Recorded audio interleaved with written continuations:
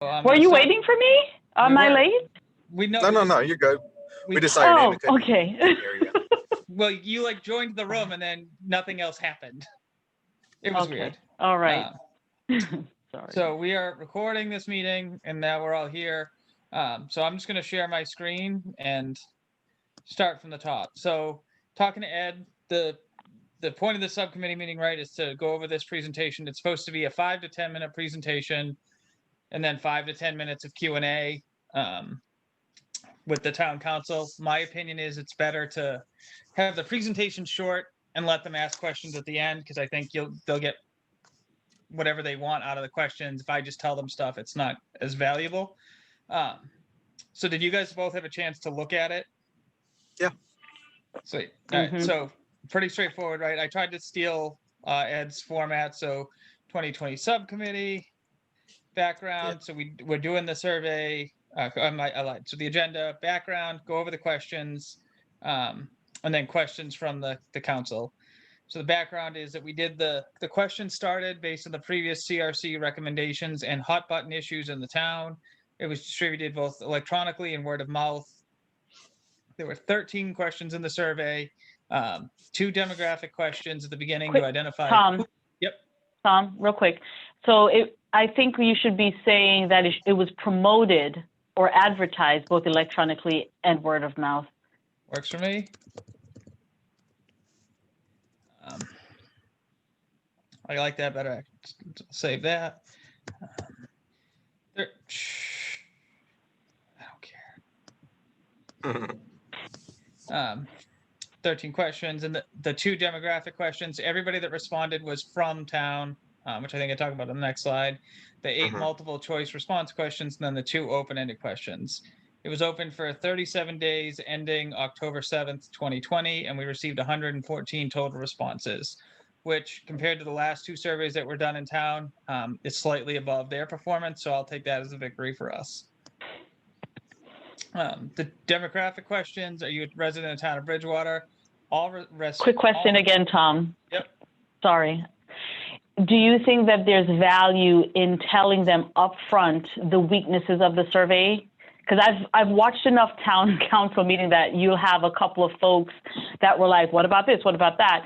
Would it be helpful to kind of upfront say, you know, some of the weaknesses to our dissemination was that, yes, it was limited to electronic because of these reasons, or you just rather kind of answer those questions on the fly?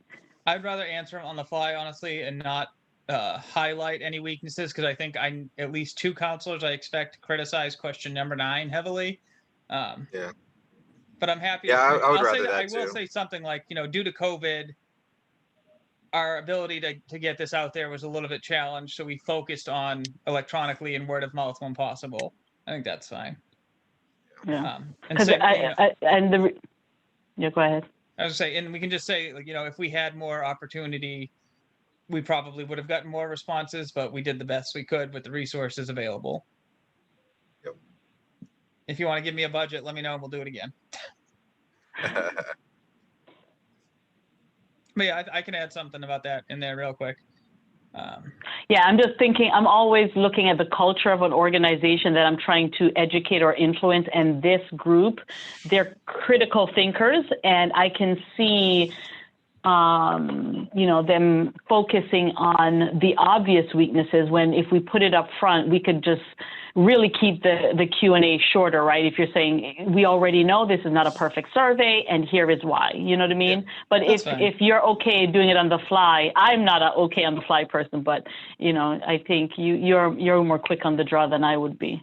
Yeah, I mean, I'm fine. Like you, then there's nothing going to throw at me that I'm going to be like, I don't know. So yeah, I'm fine with, but I do think adding that in there and saying that for the record was valuable anyway, so I'm happy to do that.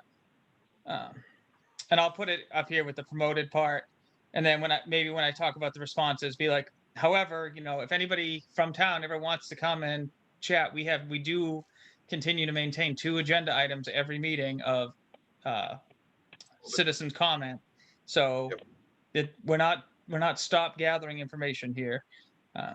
And that's a good point. mention something about the public forums as well. You know, in addition to the survey, we had the 3 public forums.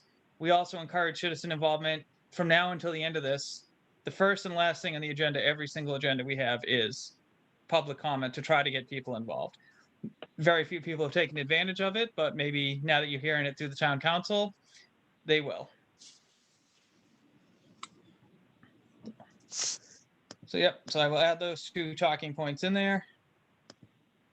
This one, there's not a whole lot of value. So on the first response, all respondents indicated they were from town. I can, but have not geocoded all the addresses. So one of the things we did collect was last name and street address.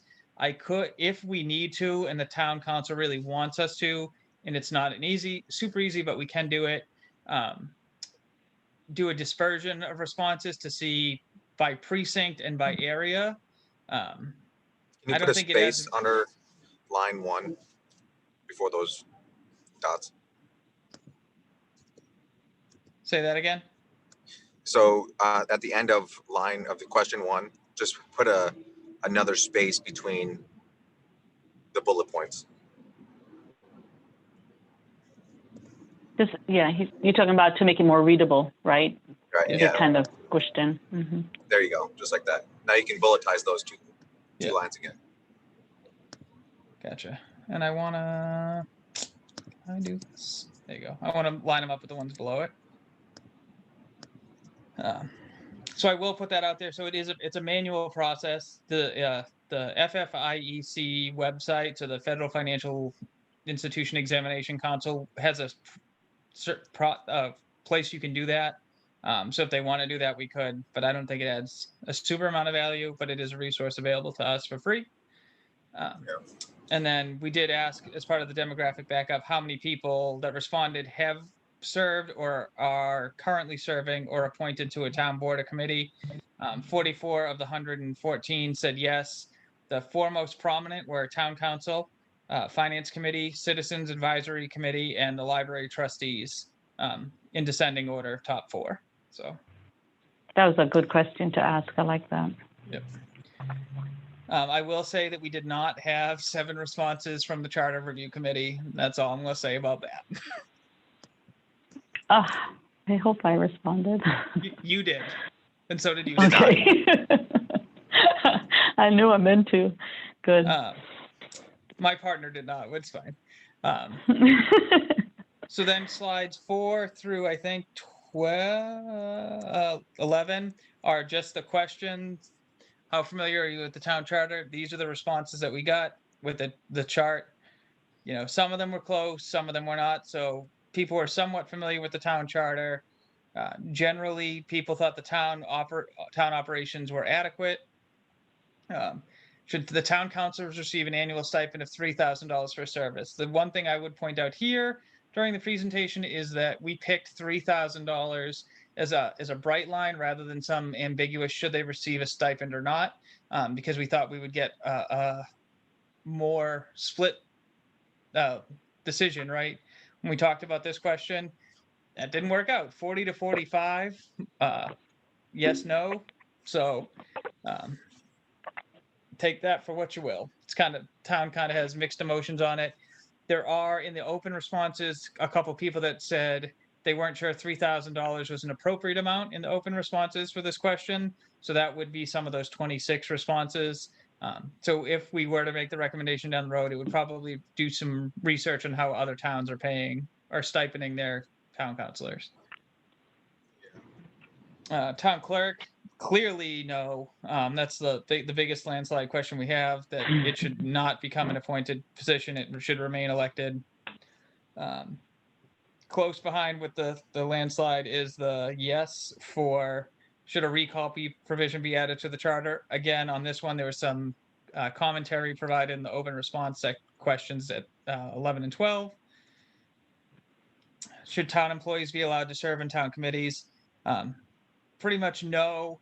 There were some people in the no column that said it's no unless unless the person is also a resident of the town, and that would be an exception. So just something to think about. There were I think there are 3 or 4 of those in there.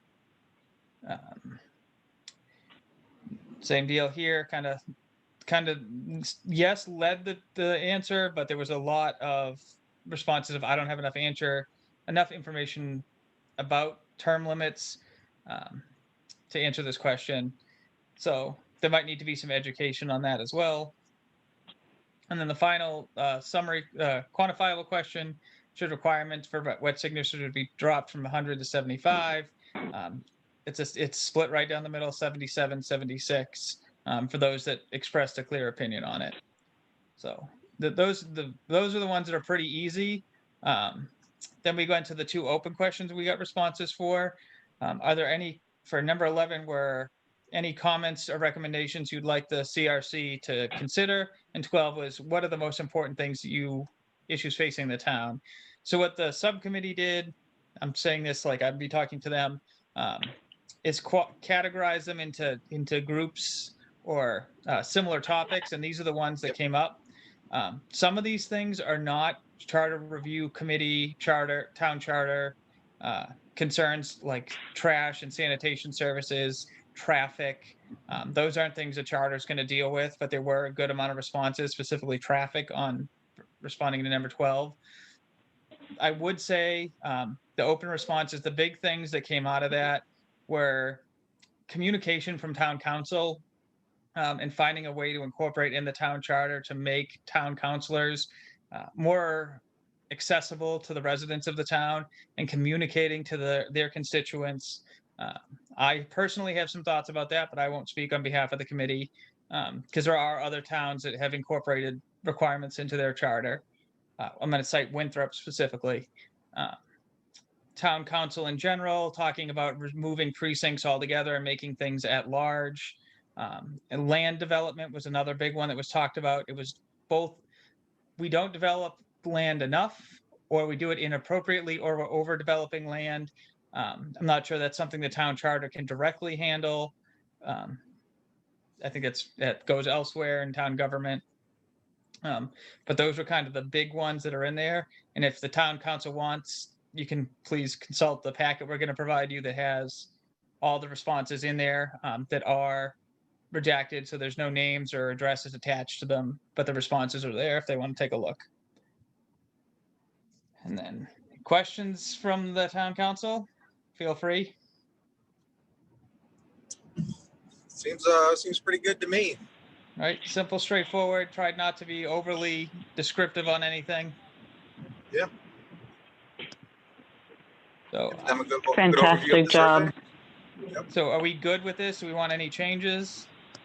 I like it just like it is. All righty. So do we have to do a vote on this? I think we all agree, right? Unanimous consent. We're good. Yeah. All right. So One more thing, just joking. Yeah. I'm just kidding. No, that's fine. If you think of something between now and then too, like it's an easy change. Ed has a copy of this as well, because I CC'd him on the email to both of you, either I think yesterday morning. Yeah. Not the one that had my checkbook on it, but like this one. Yeah. So unless you guys have anything else you want to talk about on this, I think we can adjourn. Agreed. It looks great. Thank you so much for taking this on.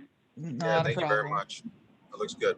All right. So I think we have our meeting next week, right? Like the charter review committee is the 4th. The town council is the 2nd, or is it? Do I have that back? Or well, now I'm gonna look at my calendar. Yeah, I don't have my calendar open right now. I'm driving.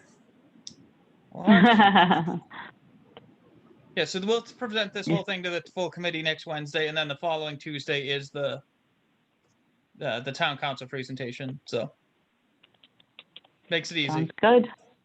All right, both. Well, thank you. Good. Bye. Appreciate Well it. done. All right. Good night, y'all. You have a good one. Bye. Bye.